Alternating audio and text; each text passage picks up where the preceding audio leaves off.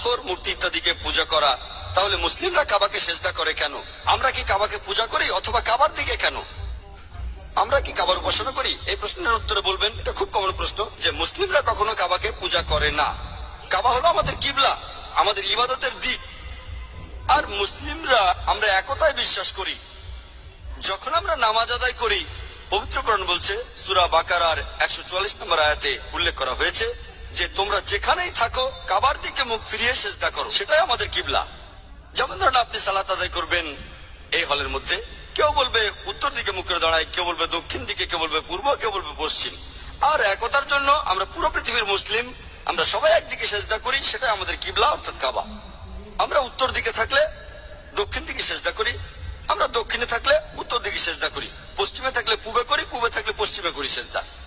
আর যদি ভালো করে দেখেন, প্রথম যিনি এই পৃথিবীর সম্পূর্ণ ম্যাপ আঁকেন তিনি একজন মুসলিম, মোহাম্মদ আলী ইদ্রিসি। এঁকেছিলেন 1154 সালে। প্রথম মুসলিমরা যে ম্যাপটা এঁকেছিল সেটার দক্ষিণ মেরু উপরে, উত্তর মেরু নিচে, কাবা ছিল সেন্টারে। পরবর্তীতে পশ্চিমারা এই ম্যাপটা আঁকলো, তারা এই ম্যাপটাকে একদম উল্টে দিল, উত্তর মেরু উপরে, দক্ষিণ মেরু নিচে।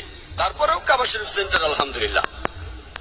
এছাড়াও যখন আমরা হজে যাই বা উমরা, যখন আমরা মক্কায় যাই, আমরা তাওয়াফ করি, আমরা কাবার চারপাশে প্রদক্ষিণ করি কারণ আল্লাহ তাআলা ও নবীজি সাল্লাল্লাহু আলাইহি ওয়াসাল্লাম আমাদের সেরকমই নির্দেশ দিয়েছেন।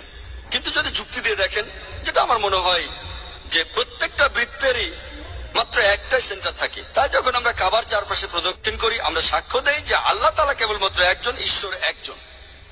আর ইসলাম ধর্মের দ্বিতীয় খলিফা হযরত ওমর রাদিয়াল্লাহু আনহু বলেছেন, এটা আছে সহিহ বুখারীতে দ্বিতীয় খণ্ডের বুক অফ হজ 56 নম্বর অধ্যায়ের 675 নম্বর হাদিস। হযরত ওমর রাদিয়াল্লাহু আনহু তিনি বলেছেন যে এই কালো পাথরকে চুমু দিচ্ছি কারণ নবীজিকে এই পাথরে চুমু দিতে দেখেছি, তা না হলে এই কালো পাথর আমার কোনো উপকার করতে পারবে না, কোনো ক্ষতিও করতে পারবে না। তাই এই কথাটা যে কালো পাথর আমার উপকার করতে পারবে না, কোনো ক্ষতিও করতে পারবে না, এতেই প্রমাণিত হয় যে মুসলিমরা কখনোই কাবাকে পূজা করে না।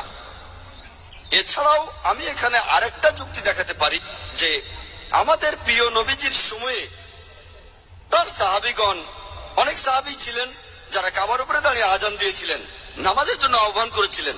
কোন মূর্তি পূজারী তার পূজনীয় মূর্তির উপর এভাবে দাঁড়াবে? এতেই প্রমাণিত হয় যে মুসলিমরা আমরা কাবাকে পূজা করি না, এটা একতার জন্য, কিবলার জন্য যখন আমরা নামাজ আদায় করি। আশা করি উত্তরটা পেয়েছেন।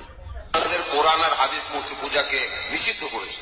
তবে আপনি অন্য ধর্মগুলো দেখেন, খ্রিস্টান ধর্ম অথবা ধরেন বৌদ্ধ ধর্ম, চাইনিজ ধর্ম, জৈন ধর্ম, অন্য সব ধর্মেই দেখবেন মূর্তি পূজা আছে।